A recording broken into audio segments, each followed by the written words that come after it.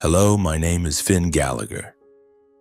I am 32 years old, a community lecturer and social activist living in Boulder, Colorado, a town nestled at the foot of the majestic Rocky Mountains, where pine-shaded paths lead you through lush green meadows and golden sunsets. Boulder is not just where I live. It is also where my memories are kept, memories that are both as splendid as a perfect painting and as sharp as a blade hidden behind a velvet curtain. This is the story of my family, of the magnificent mansion in the southern suburbs of Boulder where I grew up, and of the secrets that gradually unraveled, tearing apart the flawless facade my mother had so painstakingly constructed. I don't know where to begin, but perhaps my childhood memories are the most fitting place to start. As a child, I used to think my family was a perfect picture. Our mansion sat on a gentle hill surrounded by ancient oak trees and a rose garden that my mother tended to with meticulous care. From the outside, it was a paradise.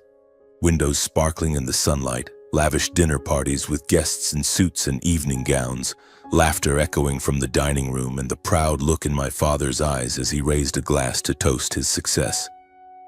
My father, Patrick Gallagher, was a successful entrepreneur, the founder of a renowned biotechnology company in Colorado. He was always busy, but when he was home, he was a gentle father, willing to spend hours explaining to me the stars in the sky or how a tiny seed could sprout into a towering oak. My mother, Denise Gallagher, was a sharp-witted woman, beautiful enough to make heads turn. She always wore elegant dresses, her golden hair meticulously styled, and her smile, oh, that smile could melt even the coldest of hearts. She was the soul of every party, the orchestrator of our family's social connections, from my father's business partners to powerful friends in the political sphere. But behind that smile, I soon discovered a different truth. At home, my mother was an entirely different person, cold, harsh, and sometimes cruel. Her words, sharp as a knife, could cut through anyone at any moment, and I, a sensitive boy, often felt the sting of that blade. My grandmother, Lucille Gallagher, was the only person in the family who gave me a true sense of safety. She moved in with us when I was 11, after my grandfather, Benjamin, passed away from cancer. My grandmother was a petite woman with silver hair neatly tied back and warm brown eyes that always sparkled with patience. She didn't speak much, but every word she uttered was like a gem, simple yet profound. She often sat by the window, knitting or reading, and on the afternoons I played in the garden, she would watch me with a gentle smile. But for reasons I couldn't understand, my mother was never kind to her. Sarcastic remarks, veiled insults, or even blatant indifference. These were the ways my mother treated my grandmother. I still remember the times my mother called her useless old woman or family burden when she thought no one was listening. I heard, and each time it felt like my heart was being squeezed. Our mansion, no matter how splendid, always carried a chilling atmosphere. It wasn't the cold of a Colorado winter, but the cold of deceit. From the outside, my family was the epitome of perfection. A successful father, a charming mother, an obedient son, and a house straight out of an architectural magazine. But inside, everything was a facade. The dinner parties my mother hosted weren't about family bonding, but about reinforcing her social status. Her smiles weren't for my grandmother or me, but for the powerful guests. And my father, though he loved me, was rarely home. His business trips, lasting weeks or sometimes months, turned him into a distant figure in my memories. When he was home, my mother would suddenly become strangely sweet, tending to my grandmother as if she were her beloved mother. I was young, but I wasn't naive. I saw through the pretense, and I knew my grandmother did too. But she never said a word. She bore it silently, as if maintaining peace in the family was her sole responsibility. I remember one autumn afternoon when I had just turned 13. I was sitting in the garden playing with a toy car my father had given me, when I heard my mother shouting at my grandmother in the kitchen. "Who do you think you are to tell me how to raise Finn?" Her voice was icy, each word like a stab. "You're nothing but a freeloading old woman, nothing more." I stood frozen outside the door, too afraid to step inside. My grandmother didn't respond, but I heard her sigh. followed by the slow sound of her footsteps leaving the kitchen. When I peeked in, I saw her standing by the sink, her trembling hands washing a plate, as if keeping busy could stop her from breaking down. I wanted to run to her, to hug her, to scream at my mother that she had no right to say those things, but I just stood there, motionless, like a coward. Moments like that repeated themselves day after day, year after year. I began to realize that my family wasn't a perfect picture, but a carefully staged play. My mother was the director, and we, my grandmother, my father, and I, were reluctant actors. I didn't understand why my grandmother never told my father how my mother treated her. Perhaps she was afraid of upsetting him, especially since he was already burdened by work and increasingly frequent heart problems. My father had been diagnosed with heart disease when I was young, and each time he returned from a business trip, I noticed he looked more tired, thinner. But he always smiled at me, told stories about the places he'd been, and promised to take me along one day. I loved my father, but I also felt the distance between us. Not because he didn't love me, but because he was caught up in a world I couldn't reach. Julieta Morales, our family's housekeeper, was another rare bright spot in that cold house. She was a middle-aged Mexican woman, always wearing a green apron and tying her hair with a red scarf. Julieta wasn't just a housekeeper, she was my listener, the one who told me stories about her homeland, about endless cornfields and vibrant festivals lit by lanterns. She treated my grandmother with the respect and kindness my mother never showed. Once, while I sat in the kitchen eating cookies she had just baked, she looked at me and said, "Finn, you're a good boy. Don't let your heart be hurt by things that don't deserve it." I didn't fully understand her words at the time, but they stuck with me, like a prophecy I would only later comprehend. The years spent in that mansion were a blend of memories, both light and shadow. I remember mornings waking up to the smell of Julieta's freshly baked bread, the sound of birds chirping in the garden, and sunlight filtering through silk curtains. But I also remember long nights lying in bed, hearing my grandmother's quiet sobs from her room. In those moments, I felt utterly useless. I wanted to do something, say something, but I couldn't. I was just a child, and in the world of adults, my voice carried no weight. Looking back, I realized that the mansion wasn't just a house, it was a stage. Each of us in the family had a role to play, and those roles were dictated by the unspoken rules my mother set. But deep in my heart, I knew that play couldn't go on forever. Cracks had begun to appear, small but undeniable, and I, an 11-year-old boy, had unwittingly become a witness to the collapse of the perfect picture my mother had painted. The cracks in my family, though small, grew wider and interconnected, like fractures on a pane of glass waiting for a single blow to shatter completely. But I never expected that blow to come so swiftly and so brutally. When I was 15, my father, Patrick Gallagher, passed away.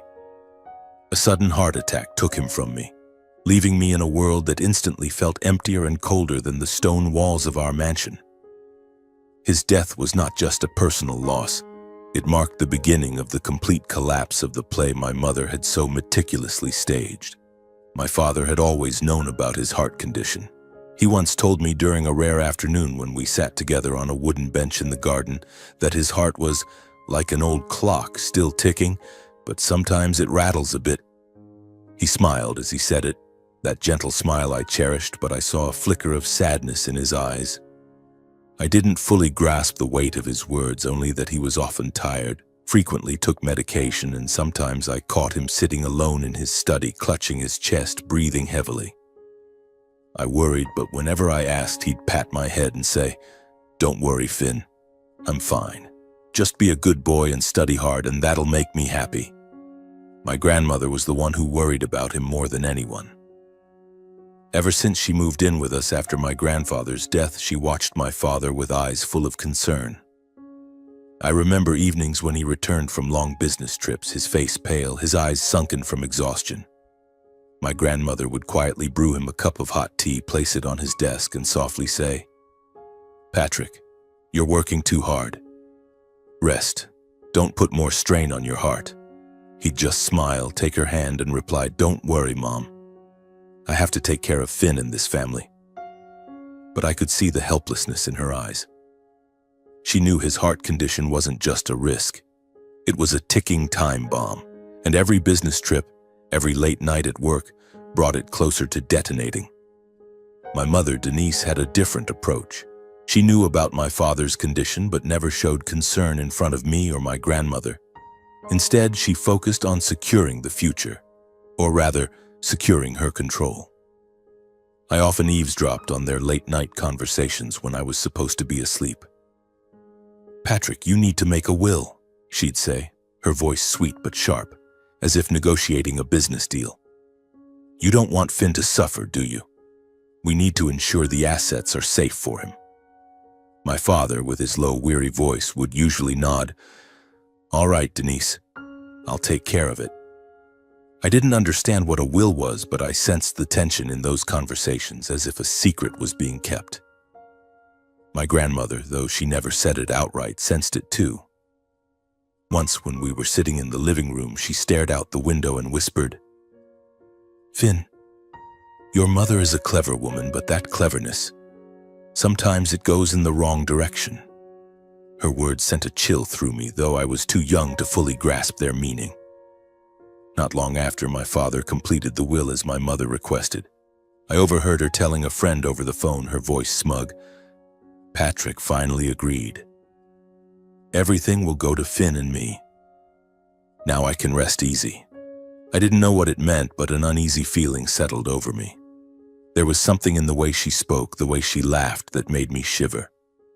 I wanted to ask my father, to understand why the will mattered so much to her, but I never got the chance.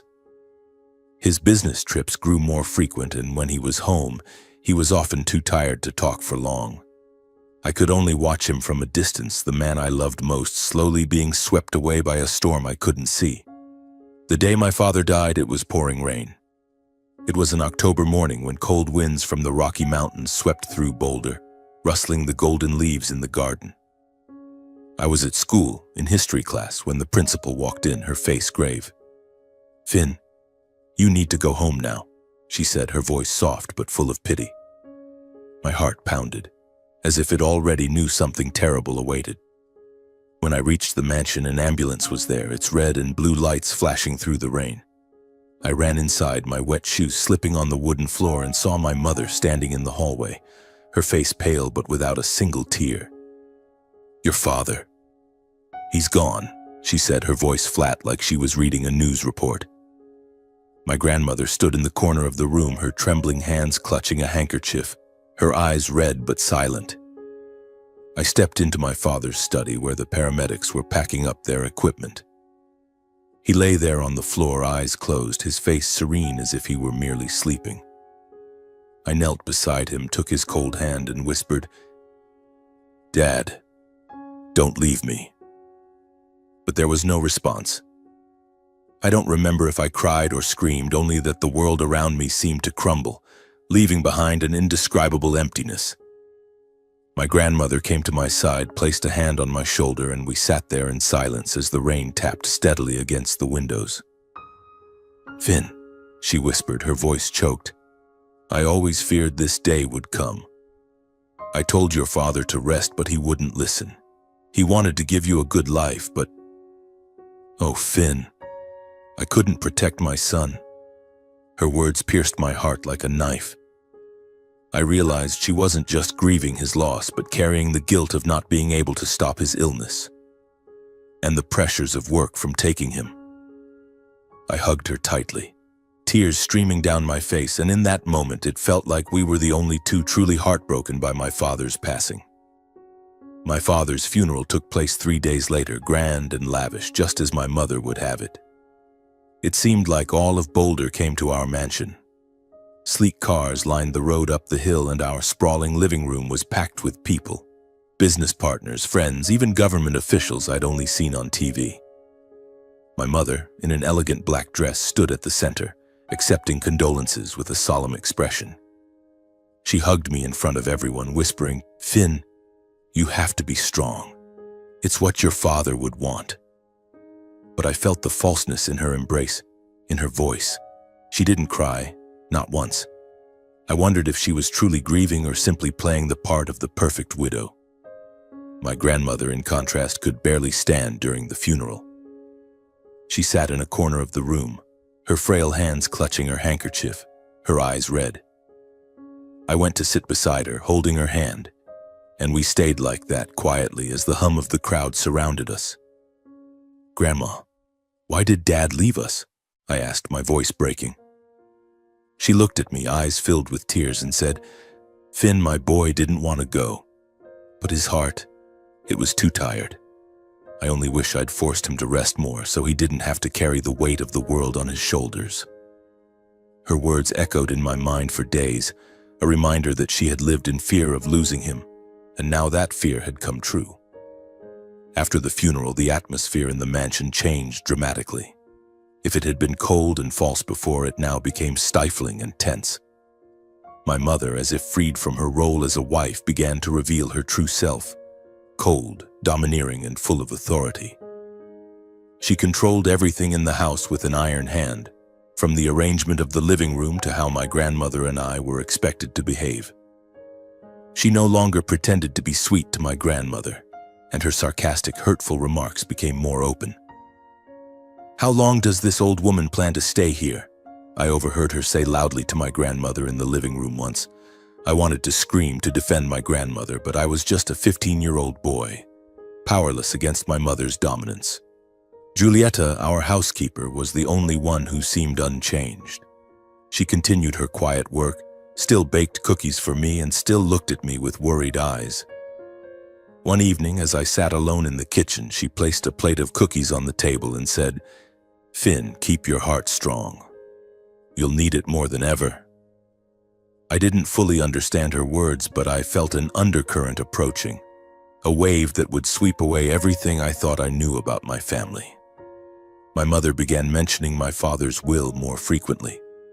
"Finn, your father left everything to us," she said to me once as we sat in the living room. "We'll sort everything out soon and you'll have a bright future." But her voice offered no comfort. Instead, it filled me with unease, as if she were hiding something. My grandmother, though she said nothing, seemed to sense it too. Once, as I helped her clear the dining table, she took my hand and said, "Finn, be careful. Not everything is as it seems." Those words, combined with her worries about my father, made me start to wonder, had my father really left everything to my mother? Or was there something else I didn't know? I thought my father's death was the end of it all, but no.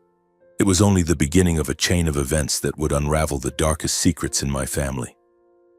I didn't know that in the days to come, our mansion would become a battlefield, where my mother would reveal her true self and my grandmother, that small but resilient woman, would become the guiding light for me. Just a few weeks after my father's death, my mother stopped playing the role of the perfect widow.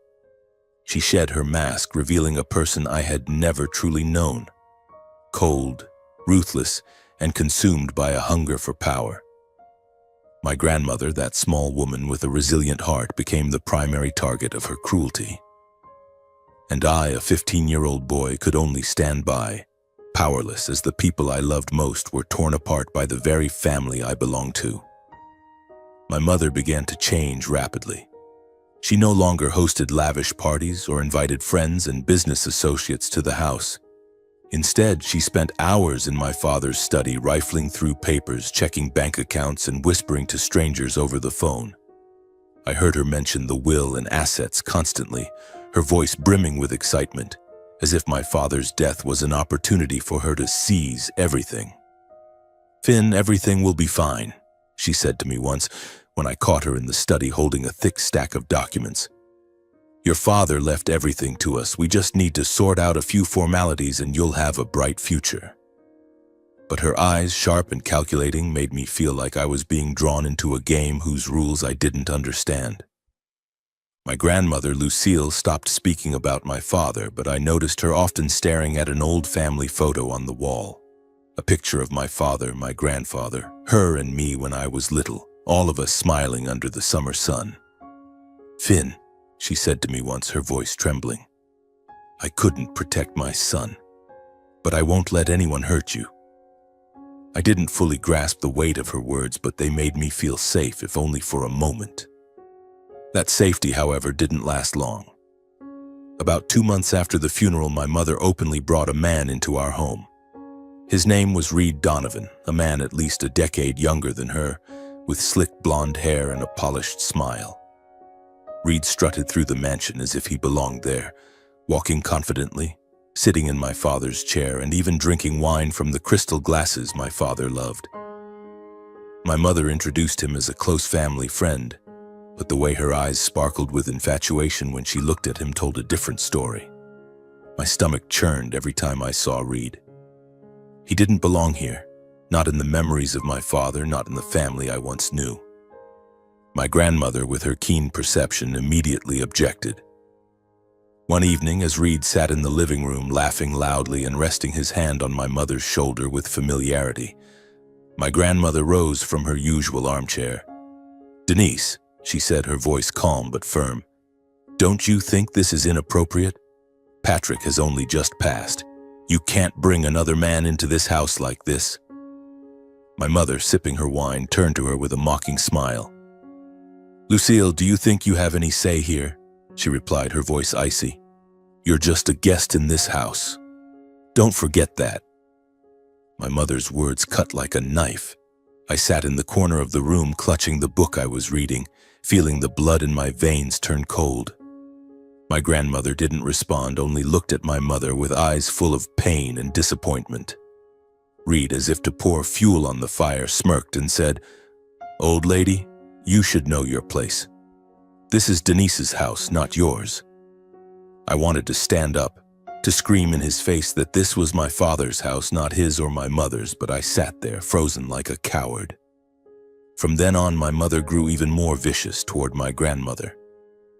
The sarcasm and insults were no longer veiled. "Useless old woman, family burden, leech," these words poured from her mouth like a stream of poison. Each time I heard her speak, my heart tightened, but I didn't dare say a word. I was afraid of my mother, of her piercing gaze, afraid that if I spoke up, she'd turn her wrath on both me and my grandmother. My grandmother, however, maintained an astonishing patience.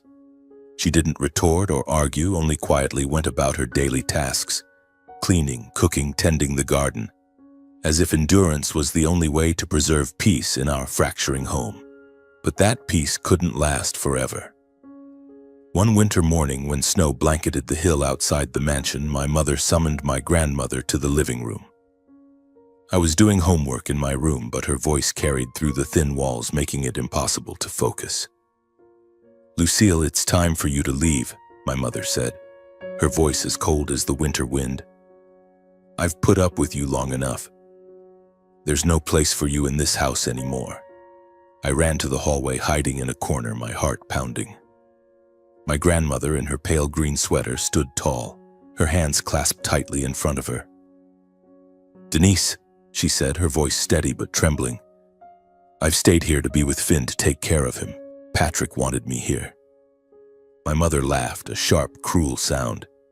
"Patrick is dead, Lucille, and I'm the one who decides things here. Who do you think you are to bring up Patrick? You have no rights here, no voice." Reed stood beside her, arms crossed, a smug smile on his face. I wanted to rush in, to scream, but my feet felt nailed to the floor. My grandmother looked at my mother, then at me, her eyes filled with pain but also resilience.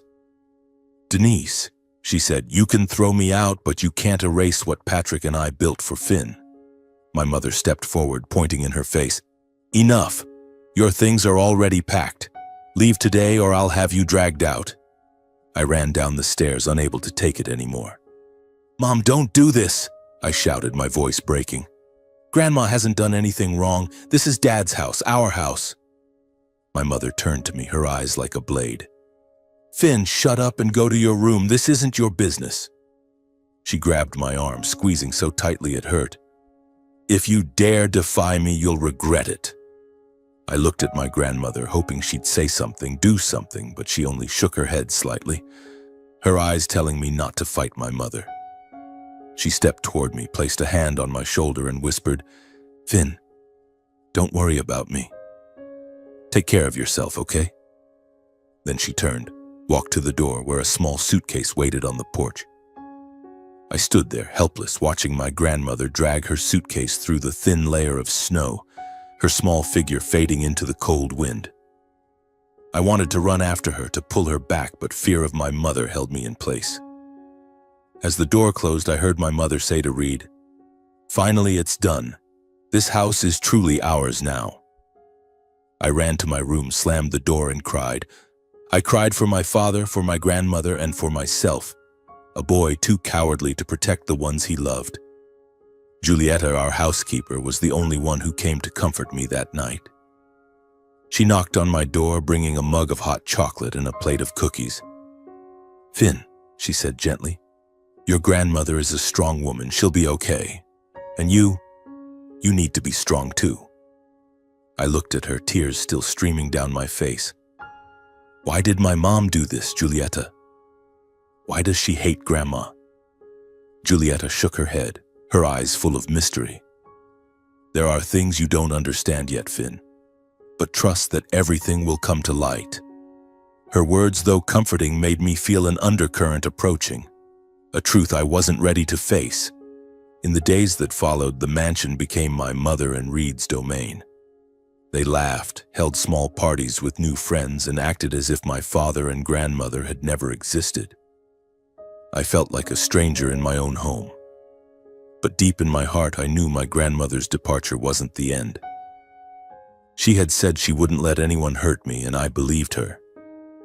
That belief was soon rewarded just days later, when a meeting with a lawyer would turn everything upside down, and the secrets my father left behind would begin to unravel, like a fire igniting from smoldering ashes. The days after my grandmother was forced out of the house, I lived like a shadow in our mansion. Each morning I woke to a house that felt larger, colder, as if its soul had been stripped away with her departure.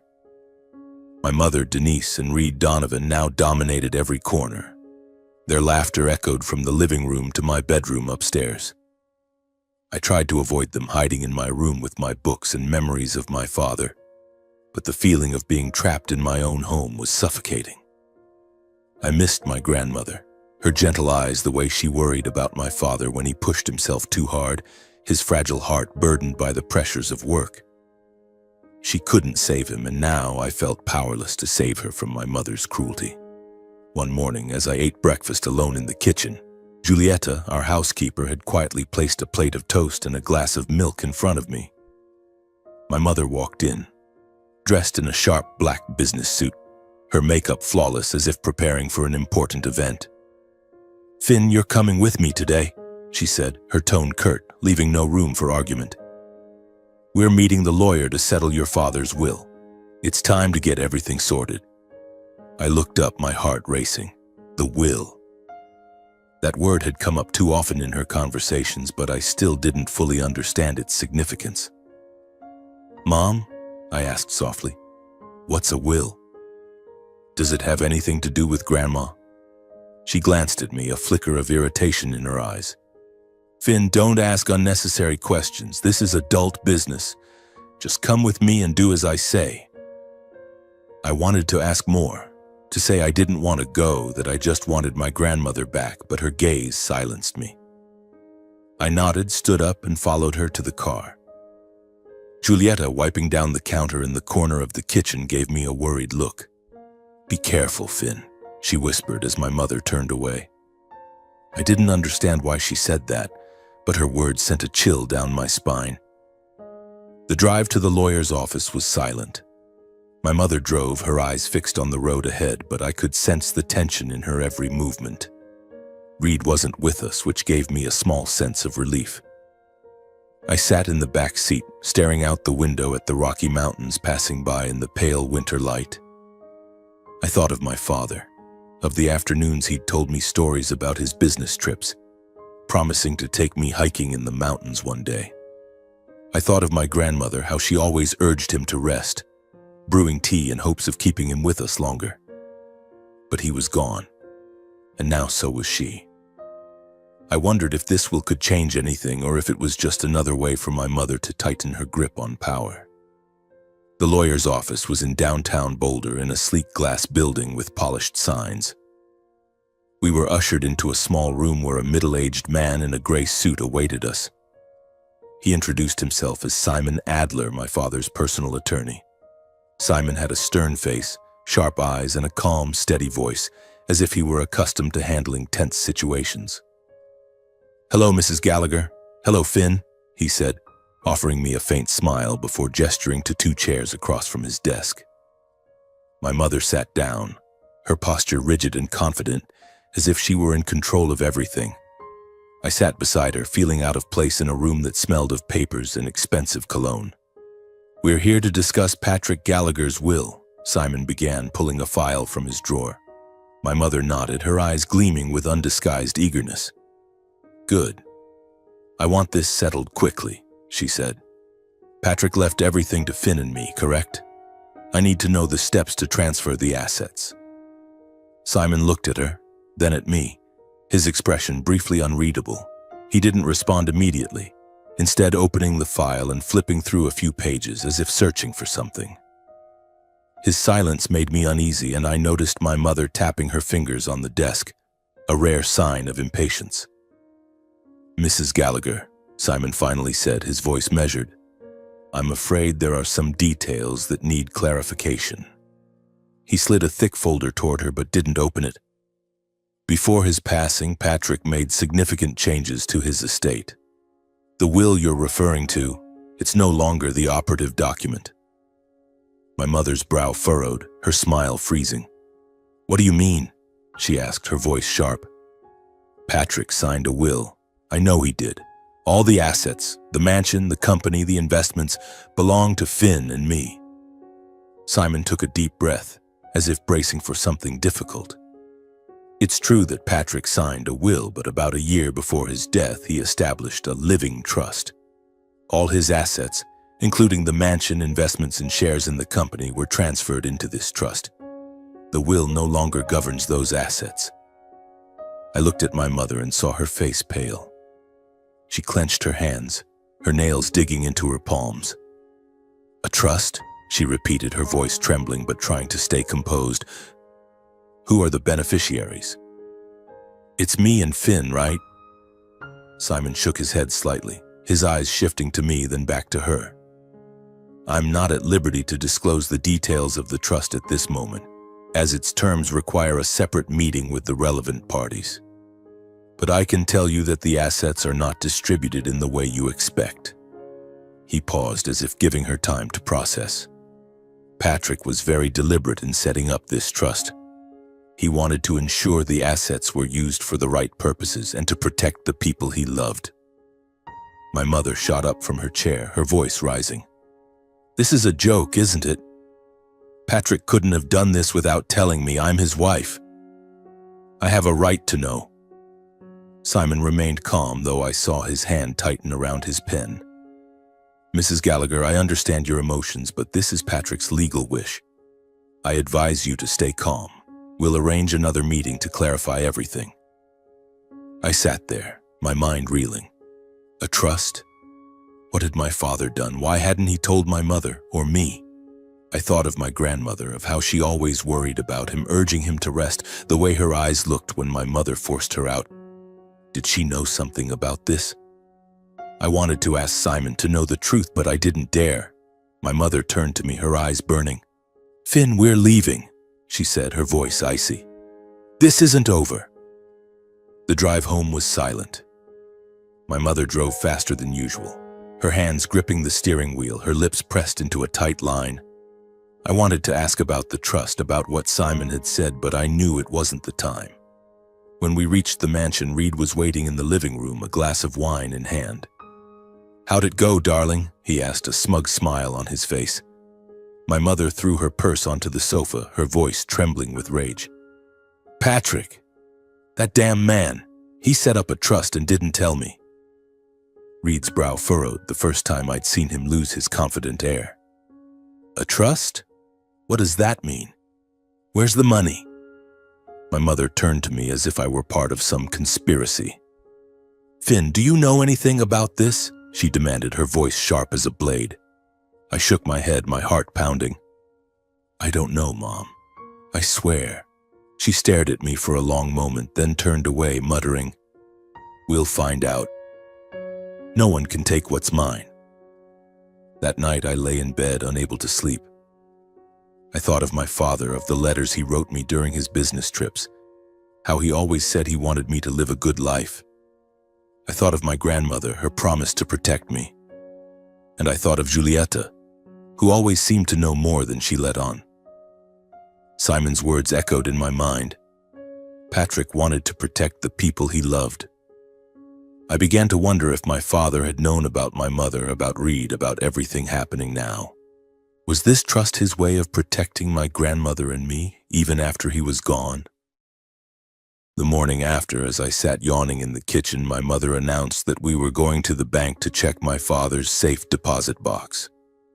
If Patrick thought he could outsmart me, he was wrong, she said, her voice brimming with determination. I didn't know what awaited us, but I felt an undercurrent approaching, one that would sweep everything away. That day my mother wore a deep navy business dress, her blonde hair tied up in a tight bun, her lips pursed as if preparing for battle. Reed, as usual, lounged in the living room, a coffee cup in hand, looking at her with a confident smirk. "You'll handle this, won't you, Denise?" he said, his tone suggesting they'd planned this together. My mother nodded, but I noticed her hand tremble slightly as she picked up her purse. "Finn, let's go," she ordered without looking at me. I stood, my heart pounding, feeling as if I were stepping into a room full of shadows, unsure of what lay ahead. Giulietta whispered to me, her eyes filled with worry but also a knowing glint. "Finn, stay strong. Things will soon become clear." Her words, as always, carried a meaning I couldn't fully grasp, but they gave me a sliver of comfort. Giulietta seemed to know more than she let on, and I wondered if she was aware of the trust Simon had mentioned or the secrets my father had kept hidden. The drive to the bank was a tense, silent journey. My mother drove quickly, her hands gripping the steering wheel, her eyes fixed straight ahead. I sat in the back, watching Boulder's familiar streets pass by. The snow-dusted oak trees, the quaint houses, and the majestic Rocky Mountains in the distance. I thought of my father, of the times he'd told me about his company, his dreams of building a bright future for me. I thought of my grandmother, how she always worried that his work would kill him, that his fragile heart couldn't bear the strain. And I thought of my mother, how she'd changed after his death, from a cunning but pretense-filled wife to a woman consumed by ambition and ruthlessness. I wondered if she had ever truly loved him, or if it had all been a performance to get what she wanted. The bank was a modern building with large, gleaming signs. We were led to a small room in the basement where my father's safe deposit box was kept. A bank employee, a middle-aged woman with a polite smile, asked my mother for documentation. My mother handed over a stack of papers, her voice dripping with confidence. "I'm Denise Gallagher, Patrick Gallagher's wife. I have the right to access my husband's safe deposit box."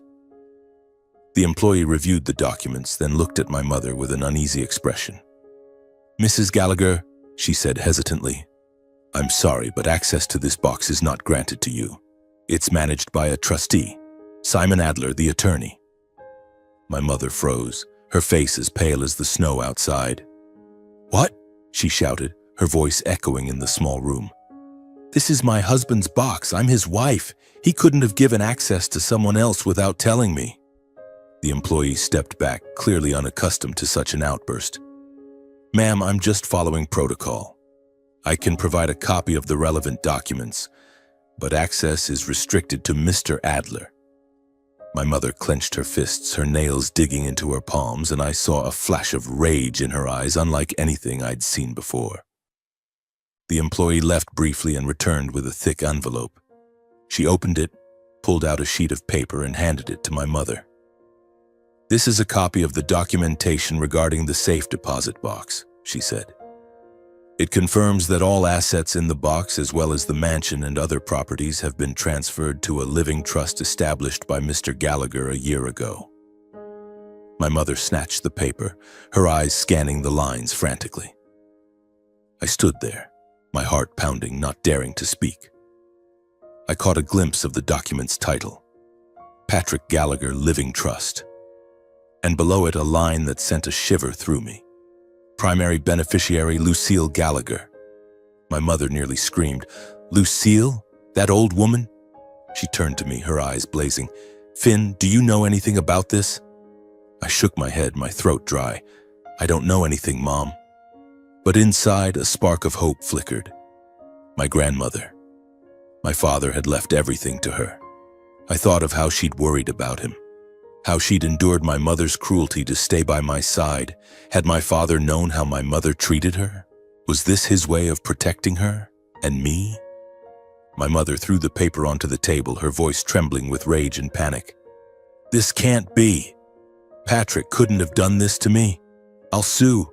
I'll turn everything upside down. The employee, visibly uncomfortable, stepped back and said, Ma'am, I suggest you contact your lawyer. There's nothing more we can do here. My mother turned to me, grabbing my arm so tightly I had to clench my teeth to keep from crying out. Home, Finn, she ordered, her voice like ice. This isn't over. The drive back from the bank was suffocating, as if the air in the car had been drained, leaving only my mother's rage and panic.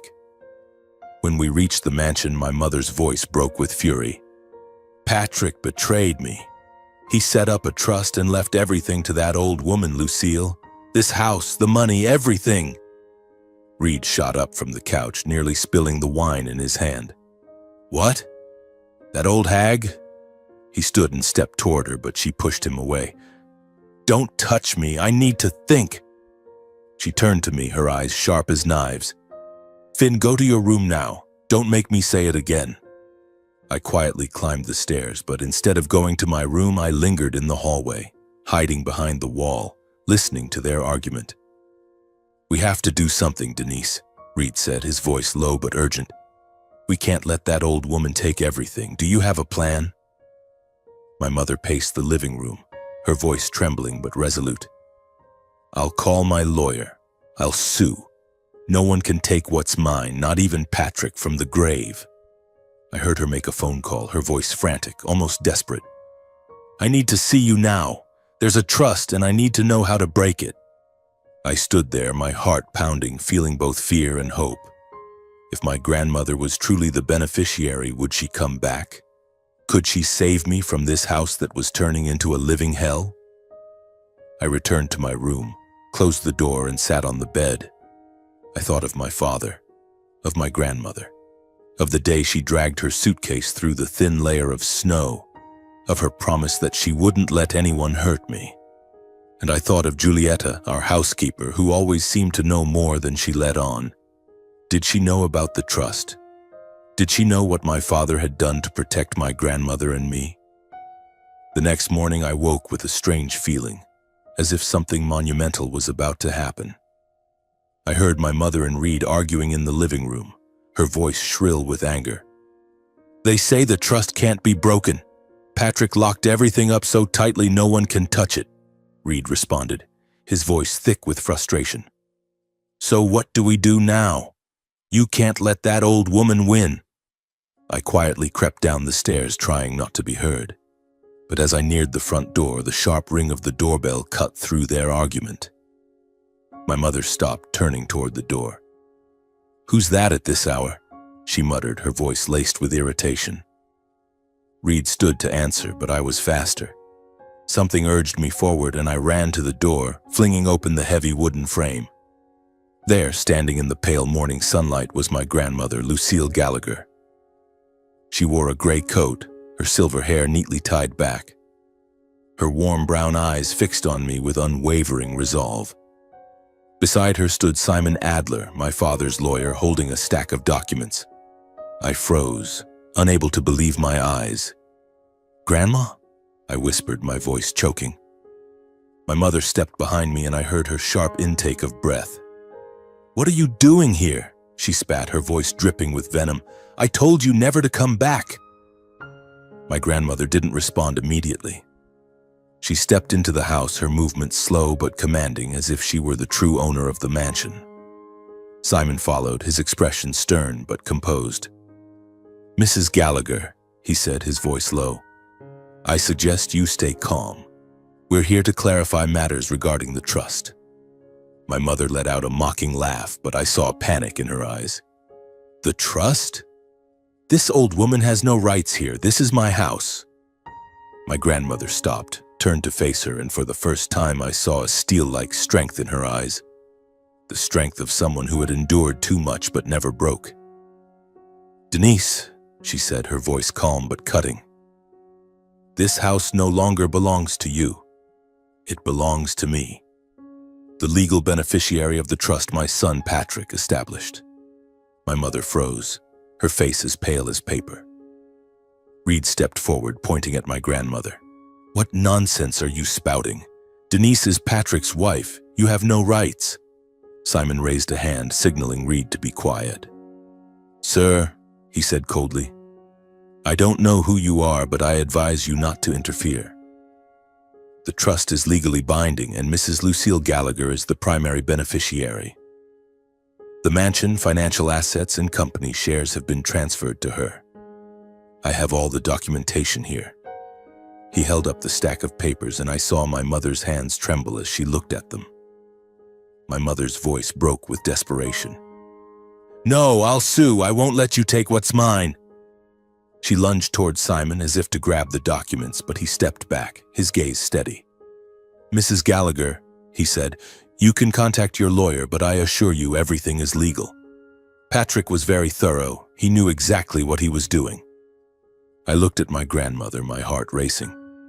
She stood there, small but unyielding, like a flame that couldn't be extinguished. I thought of how she worried about my father, how she endured my mother's cruelty to stay by my side, and I thought of my father, how he set up this trust, knowing my mother would never treat my grandmother or me kindly. Grandma, I whispered, stepping closer to her. She took my hand, her own trembling but warm. Finn, she said softly, I promised to protect you. And so did your father. My mother turned to me, her eyes blazing with rage. Finn, you're siding with her? After everything I've done for you? I shook my head, tears welling up. Mom, you threw Grandma out. You didn't care about Dad or her or me. I just want to do what's right. My mother stared at me, then at my grandmother, and for the first time I saw her crumble. She sank onto the sofa, covering her face with her hands, and began to cry. Not tears of sorrow, but tears of defeat. Simon stepped forward, placing the documents on the table. Mrs. Gallagher, he said, his voice gentle but firm, Patrick anticipated everything. He wanted to protect Finn and his mother. I suggest you accept this reality. Reed, standing in the corner, quietly turned away as if realizing the game was over. Without a word, he grabbed his coat and left, abandoning my mother. I looked at my grandmother, and for the first time in months I felt a spark of hope. She had returned, not as someone cast out, but as the true owner of this house. My grandmother turned to my mother, her eyes no longer filled with anger or resentment, but with resolve and a hint of pity. Denise, she said, her voice steady and clear, I don't want this to end in hatred. Patrick taught me that family, despite its wounds, deserves forgiveness. My mother looked up, her eyes red, but she said nothing, only staring at my grandmother with a mix of helplessness and resentment. My grandmother continued, her voice soft but unyielding. I'll give you $500,000 as a clean break. It's enough for you to start over, but you must leave this house today. My heart tightened. $500,000 was a significant sum, but compared to the mansion, the company, and my father's wealth, it was nothing. I knew my grandmother wasn't doing this out of mere kindness. She was drawing a final line, a way to end things without courts or prolonged battles. Simon nodded, opening the documents and pulling out a sheet. Mrs. Gallagher, he said to my mother, I've prepared an agreement. The $500,000 will be transferred to your account once you sign this, confirming you'll leave the mansion and relinquish any claim to it. He slid the paper toward her along with a pen. My mother stared at it, then at my grandmother, then at me. I saw her lips tremble as if she wanted to say something, but no words came. My grandmother spoke again, her voice still calm but commanding. "One more thing, Denise. Finn will stay with me. He needs a real home and I'll give him that. If you agree, you'll sign a document relinquishing custody of Finn. If not, we'll take this to court, and I assure you, you don't want that." Her words were a final blow, severing any hope my mother had left. I looked at her, waiting for a reaction, a plea, or even an apology. But she just sat there, her hands trembling, her eyes empty. My heart felt like it was being squeezed. Despite the terrible things she'd done, throwing out my grandmother, bringing Reed into our home, treating me like a pawn, she was still my mother. Part of me wanted to run to her, to hug her, to say I forgave her. But a larger part remembered my grandmother's tears, my mother's cruel taunts, and her years of pretense. I held my grandmother's hand tightly, seeking comfort in her warmth. After a long moment of hesitation, my mother picked up the pen, her hand shaking. I saw a flicker of reluctance in her eyes, not regret, but the realization that she had lost. She silently signed the agreement, each stroke of the pen trembling like her own soul. Simon collected the documents, nodding to my grandmother. "I'll handle the rest," he said. "The funds will be transferred within 24 hours. Mrs. Gallagher, you have until the end of the day to leave." My mother didn't look at him, or my grandmother, or me. She stood, walked to her bedroom, her figure smaller and more alone than ever. Reed was gone, and soon she would be too. I knew that this mansion, once a stage for deceit, would now become a true home for my grandmother and me. My grandmother led me out to the porch where the pale sunlight glinted off the thin snow. "Finn," she said softly, "your father did everything to protect us. Now we must live in a way that honors that." I nodded, tears streaming down my face, but this time, they were tears of release. I knew the story wasn't over, that my father's secrets and my grandmother's lessons still lay ahead. But in this moment, I just wanted to hold her, the woman who had become my guiding light in the darkness.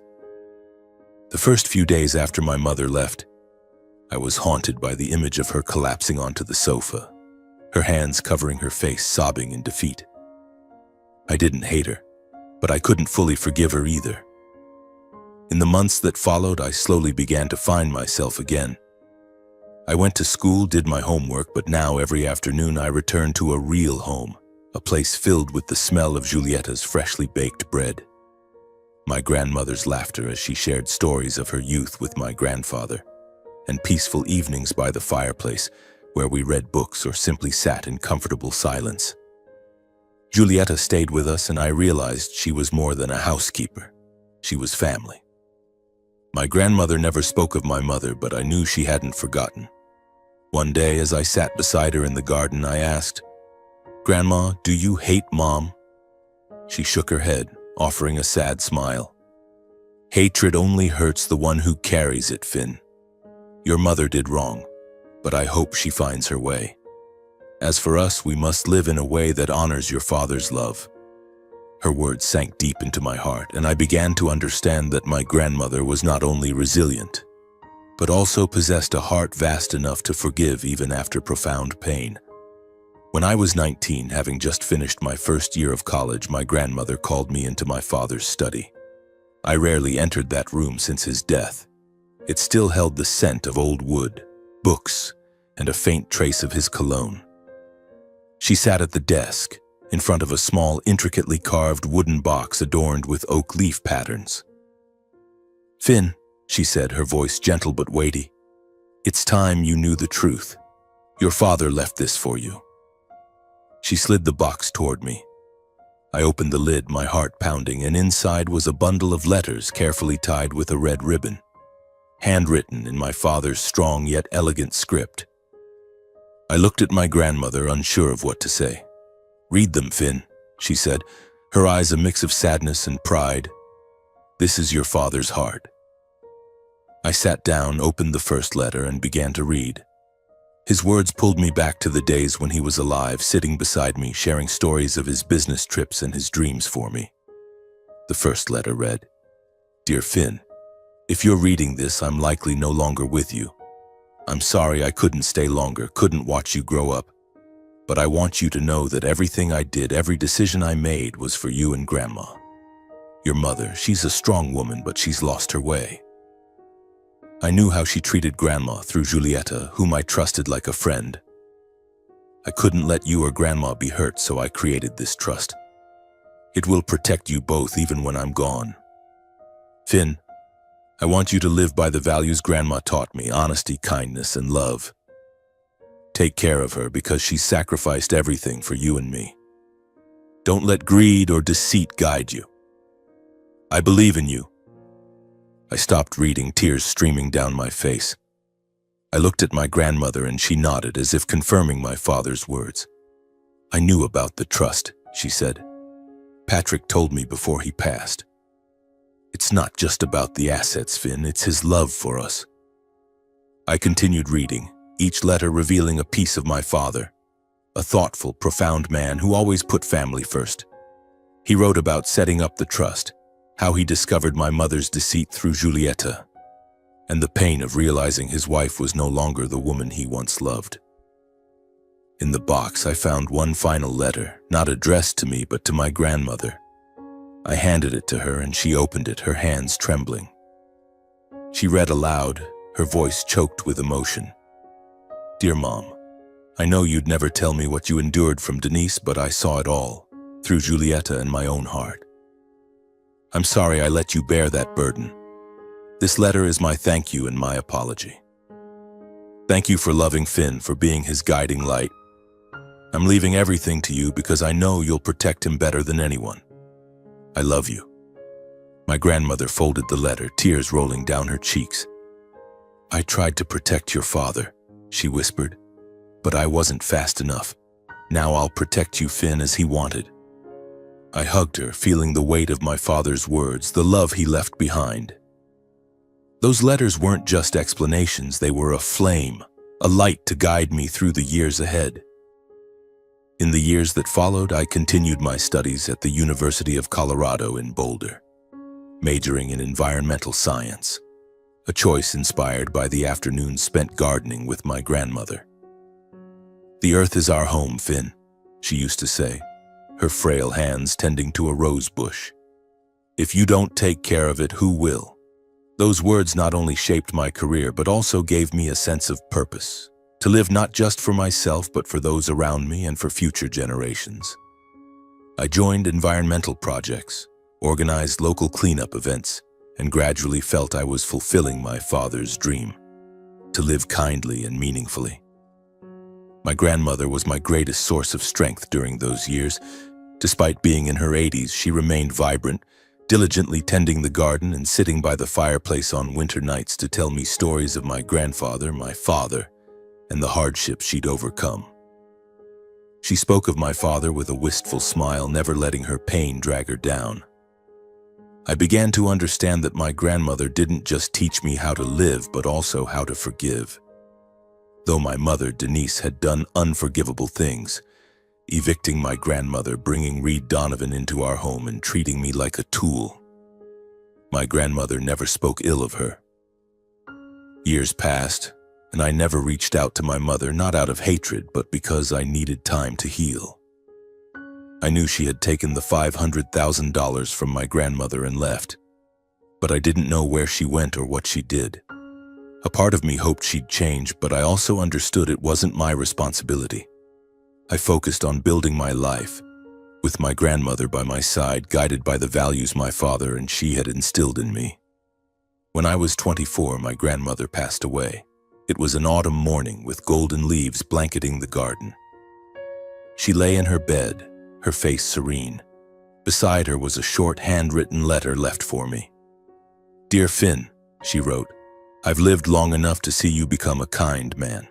Live wisely, don't let anyone take advantage of you, and don't blindly trust anyone, even those you love most. All my assets, the mansion, the trust, are now yours. Use them to do good. I read the letter, tears streaming down my face, feeling the weight of the love and responsibility she left behind. Her death was a shock, but it also reminded me that I had to keep living, carrying forward her and my father's lessons. I decided to invest the trust's assets into an educational fund to support elderly people abandoned by their children. People like my grandmother who had given their lives to love but received little in return. I named it the Lucille Fund in her honor, the small but resilient woman who taught me that love and forgiveness are the greatest strengths. Now, as a community lecturer, I still carry her lessons and strive to help others. The old mansion, once a stage for secrets and pain, has become a community center named after her, the Lucille Center. I transformed it into a place where lonely seniors find comfort, children learn about the environment, and the Boulder community comes together. Each time I step into the center, I feel my father and grandmother are still there, smiling at me from afar. One day, I received news about my mother. Through an old acquaintance, I learned she was living alone in a small town, working as a waitress at a local diner. Reed had left her when the $500,000 ran out, and she was left with nothing but memories and regret. I didn't feel joy hearing this, nor did I feel pain. I only felt a sad truth. Greed had stripped everything from her, not just wealth, but family and her own sense of self. I didn't contact her, not because I couldn't forgive, but because I'd learned from my grandmother that sometimes forgiveness means letting go. Standing outside the Lucille Center one autumn afternoon, watching golden leaves fall, I reflected on my journey. I thought of my father, who quietly protected my grandmother and me through the trust. I thought of my grandmother, who taught me that love is the greatest strength but requires wisdom to avoid exploitation. And I thought of my mother, who paid a heavy price for her greed. I realized life isn't about accumulating wealth or power.